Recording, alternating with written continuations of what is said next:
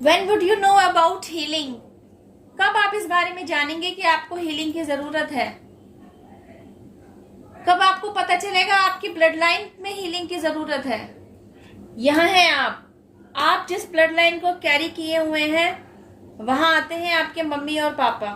और थोड़ा पीछे जाएंगे तो आपको पता चलेगा कि आपकी ब्लड लाइन में और कौन कौन जुड़ा रहा। आपकी मम्मी के ही मम्मी और पापा और आपके पापा के ही मम्मी और पापा, यानी और 4 लोग। दूसरी तरफ अगर आप मैरिड हैं तो आपके बेटर हाफ भी है।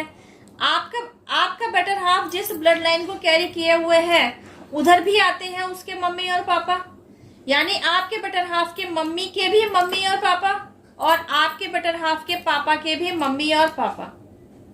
अभी तक आप समझ पाए कि इस ब्लड लाइन में आप हैं, आपके पेरेंट्स हैं और आपके ही ग्रैंड पेरेंट्स हैं। अब आपके सभी ग्रैंड पेरेंट्स के ऊपर बैठे हैं आपके एंसेस्टर्स, जो कि आपको स्ट्रगल करता हुआ देख रहे हैं, जो देख रहे होते हैं कि आपसे सही डिसीजन नहीं लिया जा रहा है, जो ये देख पा रहे हैं कि आप में स्ट्रेंथ की कमी है, जो यह देख पा रहे होते हैं कि आप सिचुएशंस के पीछे छिपी बिग पिक्चर को देखने में सक्षम नहीं हैं। वे देख पा रहे होते हैं कि आप डिसीजन मेकर नहीं हैं। मतलब एक डिसीजन होल्डर जो होता है ना, डिसीजन लेने की जो काबिलियत उस इंसान में होती है ना, उस काबिलियत की आपके अंदर कमी है। आखिर क्या कमी है आप में? क्या आप पढ़े लिखे नहीं हैं? आपकी बुद्धि तीक्ष्ण नहीं है? आपके एंसेस्टर्स द्वारा देखा जा रहा होता है कि आपके द्वारा लिए जा रहे स्टेप्स में कहाँ कमी आ रही है। वे समझ पा रहे होते हैं कि कहीं ना कहीं आपके थॉट प्रोसेस में कमी है। अब उनकी पूरी कोशिश होती है कि वे आपको मार्गदर्शन दें, वे आपको गाइडेंस दें। कैसे देंगे? आप उनके द्वारा भेजी जा रही गाइडेंस को रिसीव करेंगे तो कैसे करेंगे? You are unawakened. आपके तार तो आपके एंसेस्टर्स के साथ जुड़े ही नहीं हुए। हाउ वुड यू नो कि आपकी तरफ उनकी तरफ से गाइडेंस भेजी जा रही हैं? तो होगा क्या, ऐसी कुछ डिवाइनली गाइडेड सिचुएशंस को क्रिएट किया जाएगा जिनके साथ डील करते करते आपके ही एंसेस्टर्स द्वारा आपकी तरफ भेजी गई गाइडेंसेस को आप भी रिसीव कर पाएंगे। एक बात और, इन भेजी जा रही दिव्य गाइडेंसेस का फायदा आप तब तक नहीं उठा पाएंगे जब तक आपके अंदर ये क्वालिटीज भरी हुई हैं। शॉर्ट टेम्पर्ड होना, अब्यूजिव लैंग्वेज इस्तेमाल करना, फिजिकली टॉर्चर करना, कंप्लेनिंग नेचर रखना, अपनी गलती न मानना, सामने वाले को छोटा और खुद को सुपीरियर समझना, और भी बहुत कुछ शामिल किया जा सकता है। इस लिस्ट को बढ़ाया जा सकता है जो एक्चुअली अननोइंगली आपको आपकी ग्रोथ तक पहुंचने नहीं दे रही होती, क्योंकि ये कुछ ऐसी क्वालिटीज होती हैं जो आपकी ही ग्रोथ में ना ब्लॉकेजेस इकट्ठा कर रही होती हैं। वहां से ब्लेसिंग्स आ रही हैं, आकर कहाँ आएंगी? आपके ब्लड में तो आएंगी। अगर ये सारी क्वालिटीज आपके अंदर है, आपके ब्लड में तो पहले ही इम्प्योरिटी है। दिक्कत ये है कि यह पढ़ाई हमें स्कूल और कॉलेजेस में नहीं पढ़ाई जा रही, तभी हमें यह पता ही नहीं चलता। हमारे सोचने के तरीके से ही हमारी लाइफ डिजाइन हो रही है, हमें यह पता ही नहीं है। जैसे ही आप खुद को हील करते हैं, अपने ऊपर काम करते हैं, आपका ब्लड प्यूरिफाई होना शुरू होता है। आपके एंसेस्टर्स की ब्लेसिंग्स आपको मिलनी शुरू होती हैं, या यूं कहिए आपके एंसेस्टर्स की ब्लेसिंग्स को आप तक पहुंचने देने के बीच में जो अड़चन आ रही थी ना, यह इम्प्योरिफिकेशन, इसको आपने दूर भगा दिया होता है with the help of healing.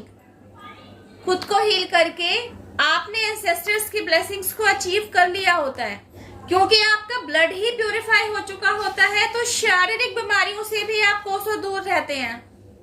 तो देखा, आपके ब्लड के प्यूरिफिकेशन न केवल आपकी लाइफ में ग्रोथ के सक्सेस के रास्ते खोल देता है, बल्कि आपको शारीरिक बीमारियों से भी दूर ले जाता है। With the help of healing आप एंसेस्टर्स ब्लेसिंग्स को रिसीव करने के साथ साथ डिवाइन ब्लेसिंग्स को भी रिसीव करने के पात्र बन जाते हैं।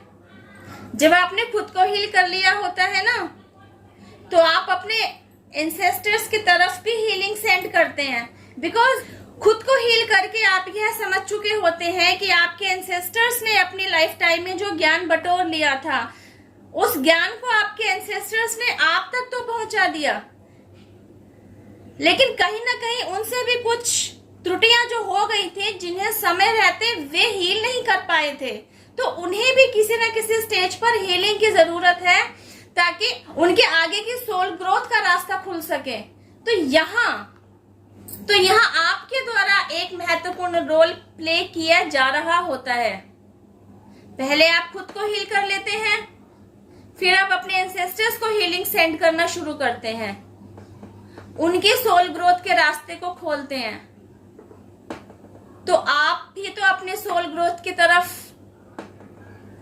अग्रसर हो रहे होते हैं।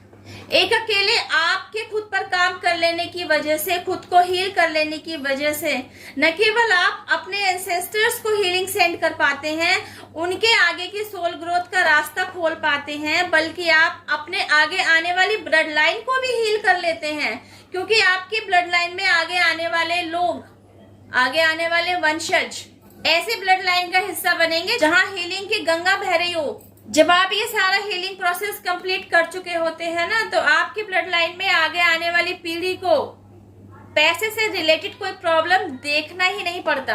वे भी एक अबंडेंट लाइफ जीते हैं, खुशियों भरे माहौल में रहते हैं। उनकी लाइफ में दुख, बीमारी, चिंता जैसी कोई चीज ही नहीं होती, क्योंकि आपने वह बीज बो दिया होता है, जिसके फलस्वरूप आपके ब्लड लाइन में आगे आने वाली पीढ़ी को यह सारे सुख देखने को मिलते हैं। तो आप आज से ही अवेयर हो जाइए और अपने द्वारा निभाए जाने वाले रोल के प्रति वफादारी दीजिए। Heal yourself, heal your ancestors.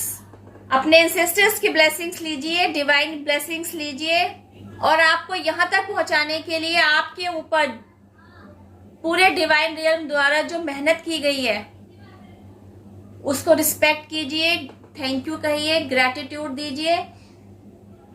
Divine power जिनमें भी आपकी श्रद्धा है, यूनिवर्स, एंजल्स, आपके ancestors, spirit guides, mother nature, पूरे डिवाइन रियल्म को ग्रैटिट्यूड देते रहिए, क्योंकि इन्हीं के आशीर्वाद, ब्लेसिंग, सपोर्ट, हेल्प और प्रोटेक्शन की वजह से हम और आप आज तक संभले हुए हैं और अपने अपने सोल ग्रोथ पर अग्रसर हैं। Thank you for watching my video. अब मैं आपसे मिलती हूँ मेरी नेक्स्ट वीडियो में। टिल देन हैव पेशेंस, रब्बा क्या है, जय माता दी, टेक केयर, बाय। खुद को हील करने के लिए और एंसेस्ट्रल हीलिंग सेंड करने के लिए आप फॉरगिवनेस प्रेयर को भी यूज कर सकते हैं। फॉरगिवनेस प्रेयर से रिलेटेड अनगिनत वीडियोस मैंने अभी रिसेंटली ही इस चैनल पर पोस्ट की हैं, आप चाहे तो उन्हें भी जाकर देख सकते हैं।